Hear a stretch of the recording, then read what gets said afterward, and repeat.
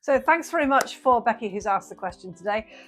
So a lot of people are interested in our virtual escape games for corporate groups and for private party entertainment, especially in the run up to that time of year, seasonal festivities, where we all try and get together with friends and family who live further away overseas. And you're like, what are we going to do while we're on a Zoom call or on a WhatsApp chat? And these make brilliant fun events to do with friends and family. So what do you do if you've got a big number? Now, if you've got a small number, one of our escape games will work as it is. There are hints installed, you all sit on the same camera and you all go through the game together, you play. There are hints at the bottom of every page. If you get stuck, you can request the hints from there. But when you've got a bigger team, you don't want people cheating and just going straight to the answer and moving from side to side and going, hey, we're out after 10 minutes. So instead, what we do with a team event is we remove the hints from the game. So as you're playing, you'll see there are no hints at the bottom of every slide that you get to, and you only have the option to request hints from the host.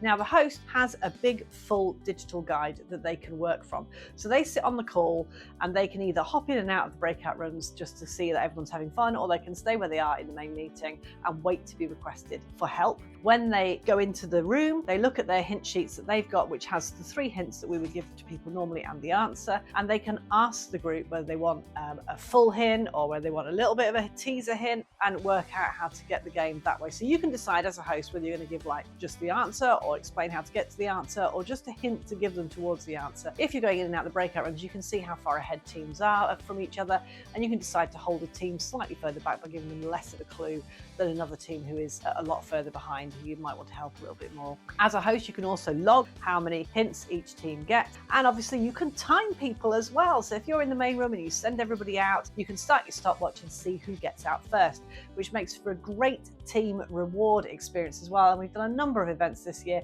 where there are prizes to be won if you're the first team out. And with those, we sometimes have a little password if you let us know, so that we know that they've actually got to the end and they can just tell us the password when they return, and then we know they've hit the last part of the game and they're not cheating and they haven't got halfway through.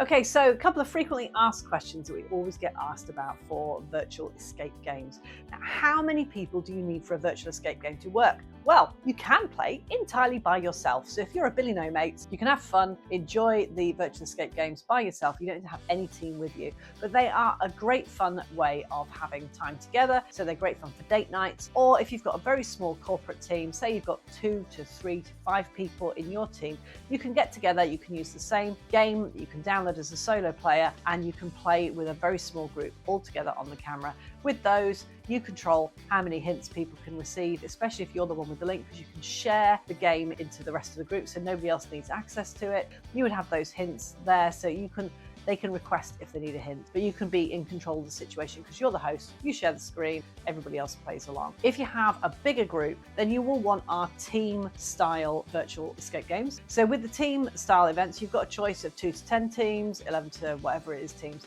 However many teams you need, you can pick the right size for you.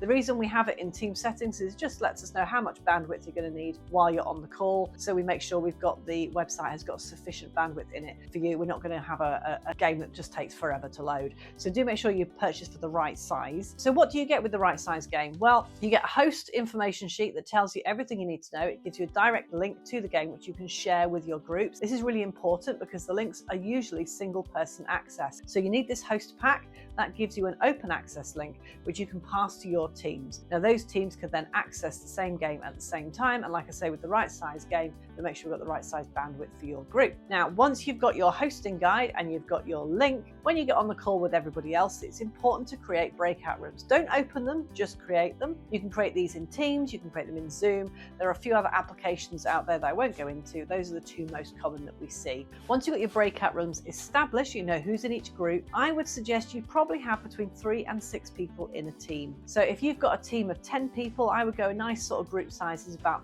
5, unless you've got some really keen avid puzzlers amongst them, in which case you might want to drop down to 3 in a team. The less people you have in the team, the more the team has to work together to solve the case. But equally, you might have 3 people, one person might go off to go take a call, and then 2 people solving a game is quite difficult. So you might want to go for the slightly higher number.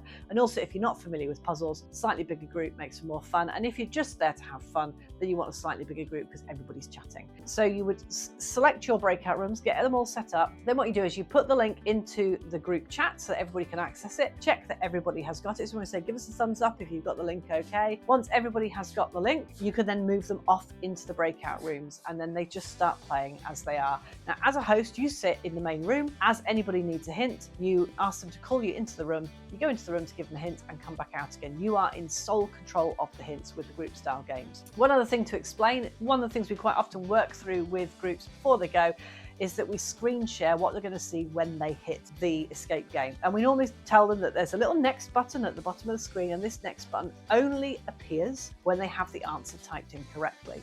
Now, it's very important they type the answer in correctly, but it is not case sensitive, but it is sensitive to spaces. So they might want to try with or without spaces if it's a multiple bit of word. You may want to play the game yourself before you go through and give them a hint as to whether they're looking for numbers, words, or a mix of the two, just so you can give a little bit of a hint before you start. And I normally say, right, that you see this next button, this won't appear on the next slide. Here's the first puzzle. As you can see, you need to put your word into this bar here, and the next button will only appear if you get the answer right. And that just gives them a little bit of a hint as to how it works before you send them out into the breakout rooms. Once they've finished, make sure you tell them to come back to the main room once they have completed the game, and then you can check who's first out. And I would always say, when you send them out to the breakout rooms, start your timer on your stopwatch, and then you know exactly how long it's taken them to do.